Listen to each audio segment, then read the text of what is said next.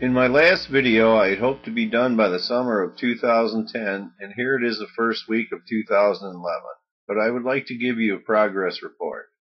First, I was wrong about the P40. My engine is really out of a P38. The only real difference is the supercharger has a slower gear ratio or 7.8 to 1 instead of 8.8 or 9.6 to 1. The slower supercharger actually works better down on the ground because it heats the air less and takes less power to run. The gearbox took a while to finish because I had trouble finding the blueprint for the back of a Chrysler big block engine to mate my transmission to. It turns out that the Chrysler chassis book had it, and I found one for $10. Wonder why they don't have it in their engine book. The transmission looks kind of tiny behind Big Al, doesn't it? The body is very close to paint, but we would like to finish all the welding inside before we paint it. Anyone care to guess how many sheets of sandpaper it took?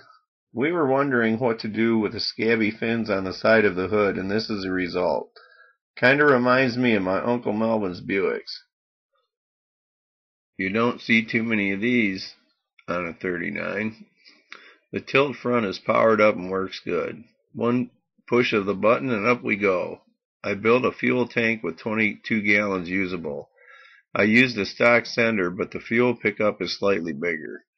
I took a stock gauge from the van and mounted it in a case from a junk gauge. With a little finesse and JB weld, my total expense for sender and gauge is about 3 cents. I like them kind of prices. I wonder how far 22 gallons will get me. I will be using a painful wiring harness. This will hook up to my GMC steering column, so I will be using all my stock switches plus a few extra doodads like electric fans, fuel pumps, Mega Squirt electronic fuel injection computer, 12 injectors, 24 coils, 120 volt power in case I want to hook up something like a laptop and maybe hook it to my stereo. Before I'm done, I will use this pile and then some. The floor is coming along. The shifter is out of my first 73 Charger. Little reminiscing here. I will have a mechanical tack and speedo thanks to eBay. Some surplus stuff, but they match my other gauges very well. Almost looks like a match set. The Innovate wideband O2 sensor will go here. This will give me air-fuel ratio in real time and will talk to the Mega Squirt computer. I will also be able to data log. To mount my fuel injectors, I was trying to come up with a relatively easy way to build a manifold. After thinking of all the fuel injection systems I have seen on pulling tractors and hydroplanes, I thought there must be a better way to do this for my applications. So I would look it over every day and let the brain churn away for a while. Then I would work on something else. This is what I came up with. I made aluminum plates that go between the stock manifolds and the block to mount my injectors. To use the stock ram horns, I had to come up with a way to bolt them back to the stock air pipe. The inlet air temperature sensor will go in the pipe after the supercharger. I had these wedges made. This fits so well it amazed me. I can even reach all the bolts. The trigger wheels will go on the end of the cams where the original distributors were mounted. The 36-1 times 2 trigger wheel will act as a crankshaft trigger wheel. The single tooth wheel will act as a cam position sensor.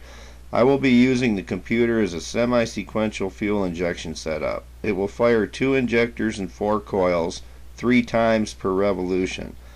The throttle position sensor will mount on what is left of my stock carburetor that I will be using as a throttle body. I built a skid plate that goes under the engine and gearbox. If you have ever driven on Eaton County roads, you will immediately discern a need for such device.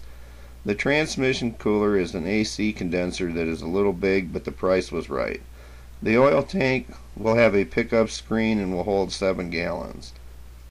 The one most important thing that I have learned from this project is don't start out with a body that's all raggedy. This car would have been done now if I had started out with a good body. Not a great body, just a good body. I would also like to thank my friend Jim Nelson for helping me with the body work, because without his help this car would not be turning out anywhere near as nice as what it appears to be.